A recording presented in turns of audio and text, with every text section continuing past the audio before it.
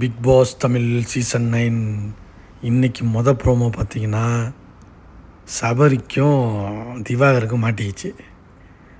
ஒன்றும் இல்லைங்க, நேற்று நடந்ததில்ல அந்த கப்பில் ரைஸ் வைக்கிறது, அது மாதிரி ஏதோ கண்டென்ட் பண்ணலன்னு சபரி நினச்சானான்னு தெரியல. ஆனால் கப்பில் ரைஸ் வைக்கிறவங்களுக்கு யாருக்கு உடன்பாடு இல்லை, யாருக்கு பிடிக்கலன்னு கேட்டுக்கிட்டு இருக்கேன். உடனே நம்ம ஆள் இந்த பக்கம், அது எபிசோட் பார்த்தா தான் தெரியும், இந்த பக்கம் நம்ம ஆள் திவாகர். அது என்ன அது, பல பேர் சாப்பிடாம இன்ட்ரெஸ்ட் இல்லாமல் இருந்து பேசிக்கிட்டு இருக்கான். நீ சாப்பிட்டலண்ணே, நீ சாப்பிட்டலண்ணே, சாப்பிட்டியா இல்லையாண்ணே, நீ 7 பேர் சாப்பிடாம இருக்காண்ணே, என்னென்ன சொல்ல வர நீ, என்ன சொல் எதுக்குடா இப்போ கத்துற டேய், யாரும் கேட்க மாட்டாங்க, நான் தாண்டா கேட்பேன்னு திவாகர் கேட்குறாரு.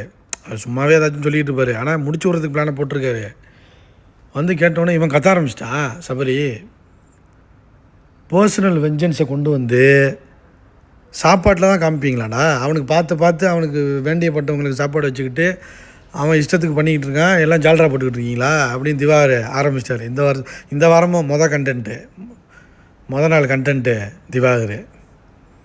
ஒருவேளை இந்த ஆள் பிளான் பண்ணி தான் வந்திருப்பாரா, எனக்கு ஒன்றும் புரியலைங்க. பிளான் பண்ணி தான் பிக் பாஸ்க்குள்ளே வந்திருப்பாருன்னு நினைக்கிறேன். கரெக்டாக திங்கக்கிழமை கண்டென்ட் இவர் தான் இருக்குது. அன்றைக்கி அதே மாதிரி தான், போன வாரம் ஃபஸ்ட்டு அதே கண்டென்ட்டு திரும்ப கண்டென்ட் க்ரியேட் ஆகுது. ஒருவேளை இவருக்கு பிடிக்கலையா என்னென்னு தெரில. ஆனால் வந்து இவர் சாப்பிட்டார் போல் முன்னாடியே, அது என்னென்னு தெரில.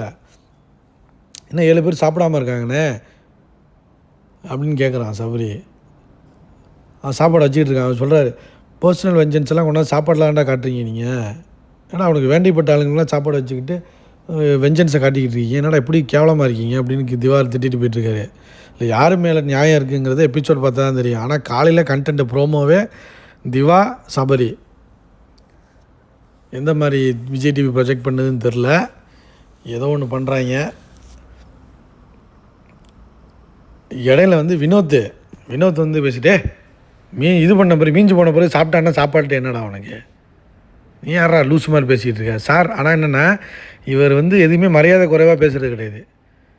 உடனே சொல்லிடுறது, சார் என்ன சார் நீங்கள் மீஞ்ச போது சாப்பிட்டா இல்லைன்னா என்ன சார் அப்படிங்கிறான் தலைவன் திவா அப்படின்னா மரியாதை பேசுகிற மாதிரி தான் இருக்கும், ஆனால் முடிச்சு விட்ருவாப்புல, அசிங்கப்படுத்தி விட்ருவார். பார்த்தா ரொம்ப அசிங்கப்படுத்துகிறான் நம்மளை அப்படின்னு சபரி கத்த ஆரம்பிச்சிட்டான். அடுத்து இப்போ பாருங்கள், அடுத்து சபரி அக்யூஸ் பண்ண ஆரம்பிச்சிடுவார். இல்லை இது ஒரு கேம் பிளேனா என்னென்னு தெரில. ஆனால் வந்து திவாகரோட ஸ்ட்ராட்டஜியே வேறு மாதிரி இருக்குது. ஸ்ட்ராட்டஜியா இல்லை வேணும்னே பண்ணுறாரா, கிறுக்குத்தனமாக பண்ணுறாரான்னு எனக்கு தெரியல. ஆனால் ப்ரோமோவில் வந்துடுறாரு. முக்கியமான பிரச்சனை எல்லாமே இவர்னால தான் நடக்குது.